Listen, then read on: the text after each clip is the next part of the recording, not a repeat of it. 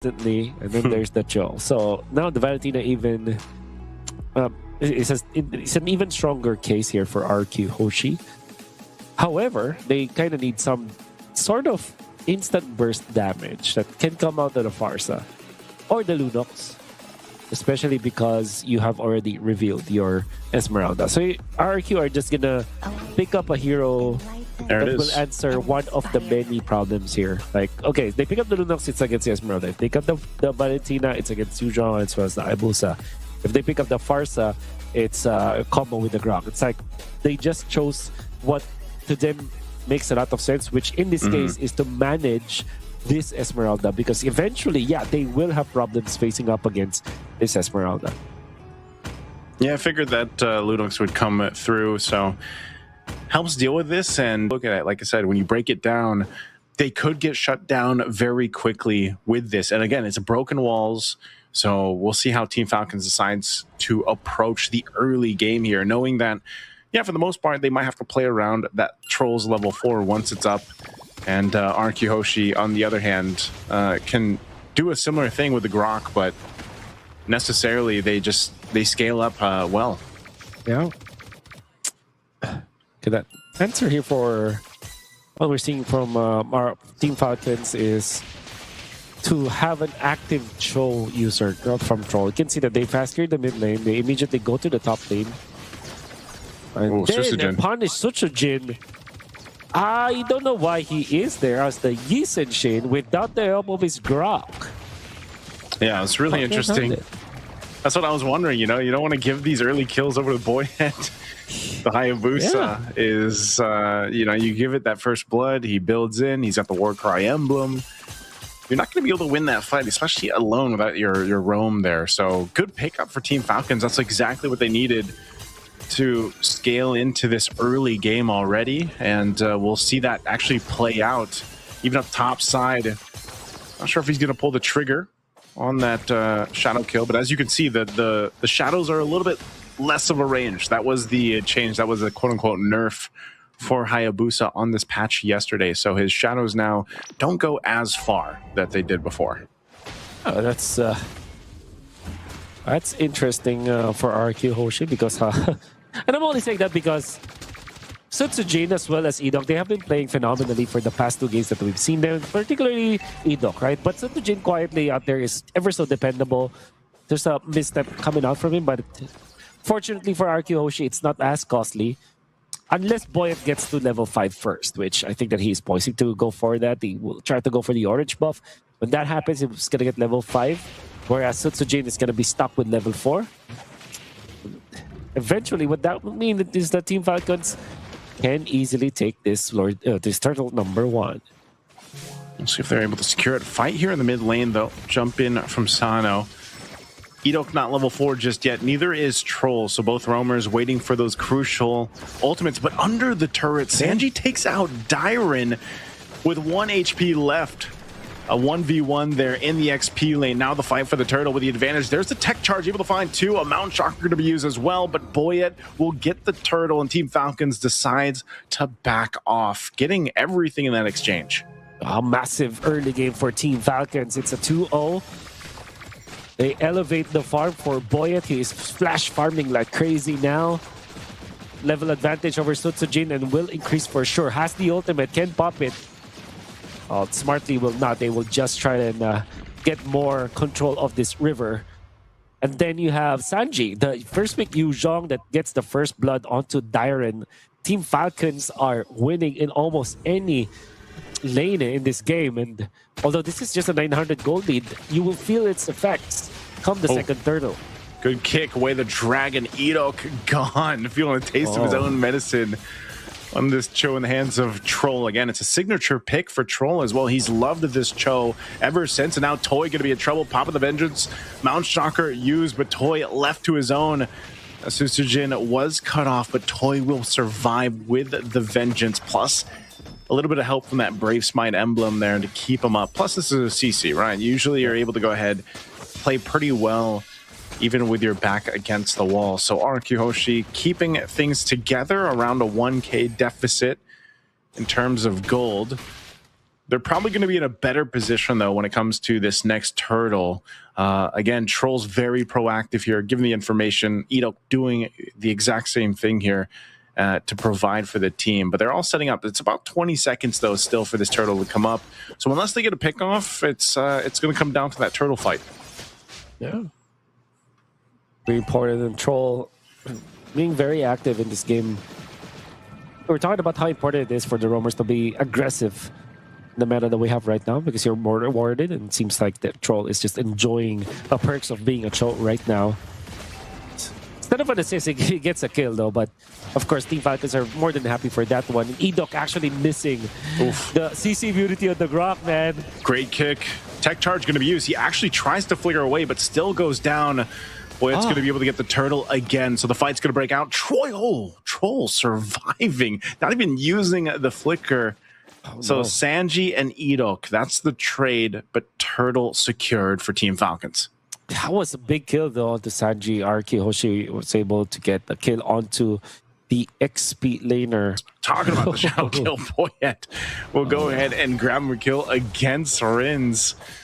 And yeah, so he's going to continue to scale up, man. Look at him, level 9 right now, farmed up 2-0. Having a great time on this Hayabusa. Seems like the nerf does not affect Boyette. Back-to-back Hayabusa games that we've seen him, and is performing so well now. Troll still has the flicker right now, and the conceal as well, but Toy will be safe. Fortunately for Toy, there isn't any kill potential from Team Falcons just yet. I'm just gonna back down for now and just continue to farm. Susujin's not doing a bad job in terms of farming, maintaining, the gold anyway against Boyette. A Brilliant's going to be used. They're actually going to go for Troll. Oh, they get the flicker out. So defensively, when it goes back here, Cuffin, there's the falling Star Moon. They're going to force it in the mid, but Sano, I'm not sure if the communication just wasn't there. It seemed like they wanted to fight, but they got the call from Sano. Sano jumps in and just dies.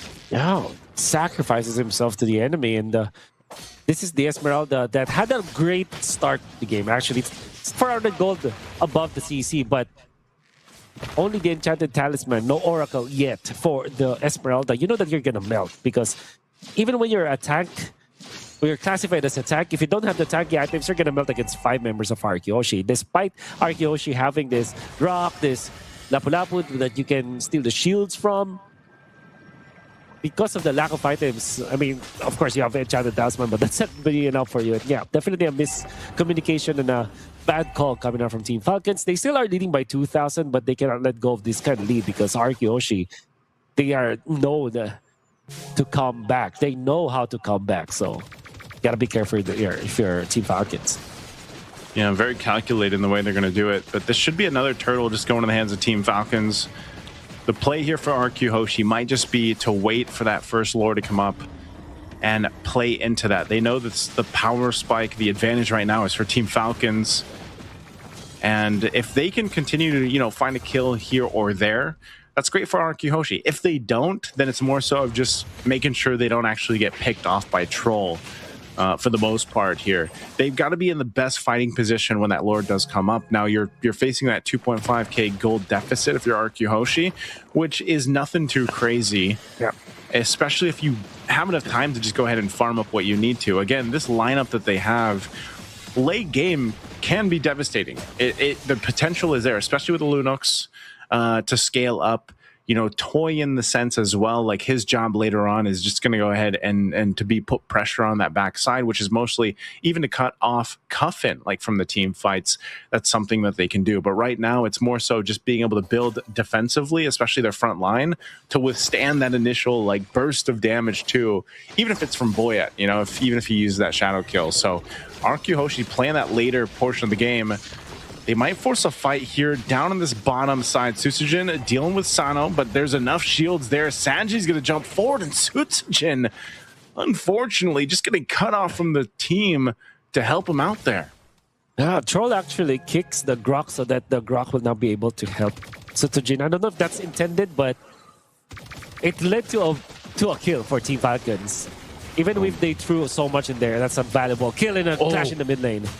Big tech charge. Edok almost dying to the essences. Here comes Sano. He's going to clean up the kills, dropping in. And now in the mid lane, Boyet once again. Look at the damage. Dyron burning, but still alive. And now Toy, what can he do on this CC? The tier 1 turret of the mid does finally fall. Team Falcons just heavily swinging in their favor. Perfect time as well, as Lord's going to be up in a few seconds. Oh my god. And the fact that they converted into a turret as well, that's going to be good for Team Falcons objective-wise. The way that they're controlling this game is really good. The aggression is there. Now they're leading by 4,000, and there's nothing that RRQ HOSHI can do. No flying clouds to aid them this time. And Team Falcons will just collect the Lord easily. Now, Sano has the Oracle, so there's a little bit of tankiness from Sano. Now, eventually, Coffin will also be a problem. He is a problem right now, but he is actually 6.6k gold, which is 2,000 gold above Rins right now, the mid laner for RRQ HOSHI. That's why I kind of had a lot of reservations for this Lunox, although it makes so much sense. I think that it's just too weak in the mid lane that it's difficult to activate that hero. We've actually seen that a couple times now, just today, you know, and I think even a bit yesterday, where the Lunox just, it seems to get chosen in these lineups, these compositions, especially when you have so many of the other power picks in the mid lane banned out. The Eve, the Farsa, the Jushins, for example. Teams seem to opt for this Lunox, but they struggle a bit to really allow it to come online and be of use.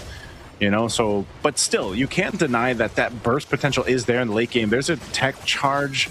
Not going to result into anything here, though. Sano as well, alongside Sanji. They're holding their own. The Lord is still making its way up top. So RRQ HOSHI trying to manage some of these waves, being pushing into the tier 2 turrets, but a fight might be breaking out. Troll goes in with the G-Kundo. There it is, the knock-up, though, from Sanji. Pop the Dragon form. Toy's already gone, and Team Falcons are looking for a continued push into the base of RRQ HOSHI, but they only get Toy. Lord's going to be cleared out, but that top shield and some damage to this base turret might be all they get here. Yeah. I think that's fair enough for Team Falcons. They don't need to rush this game. They don't need to end it as soon as possible. They have okay scaling. They have the Hayabusa, they have the Kimi. Even the Esmeralda scales better as the game goes longer, so they're okay with this kind of collection. The fact that they have taken all of the other turrets of RRQ HOSHI at 11 minutes is already pretty good. And meanwhile, RRQ HOSHI has only taken now one of their turrets. RRQ HOSHI needs to find a way to win the next Lord fight. Otherwise, it will be a very difficult defense. Because if you're looking at the heroes of RRQ HOSHI, they don't have the best high ground defense. Not like they have the Farsa, the Exborg, Kimi, for example, heroes that can actually defend easily. They do have the Lunox for wave clear, but it's you don't want to commit all of your spells as the Lunox on the minions. They also have the Yi Sun-Shin as well, but again, it's not as fast as the Farsa. Well, all I'm trying to say here is the next Lord is important for RRQ HOSHI in a way that they need to contest. Either get a team fight win or get the Lord, most ideally, over Team Falcons. Let's see what they can do here. Troll's got immortality now, so he can be a little more risky on this. It looks like they're going to go for a sandwich play up here. Conceal going to be used as well. Meanwhile, they're just going to collapse down. Nowhere to go. Delete it. Even with a vengeance, Boyet again will pick up a kill. Edok falls. Coffin gets a double. Dyron and Susujin not part of that fight. Team Falcons knew that they had a clear sign to go, and they made it happen. Troll. Oh, really close.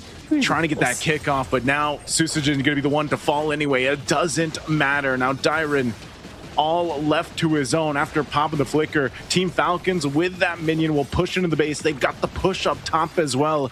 Can RRQ HOSHI buy enough time for Rins to join this fight? A falling star moon right for Rins. Boyet's gonna jump in with a shadow kill again, and they've got the waves pushing in. 3 members of RRQ HOSHI are up, but they're going to be able to clear out the waves. The Lord was secured as all base turrets of RRQ HOSHI are now down.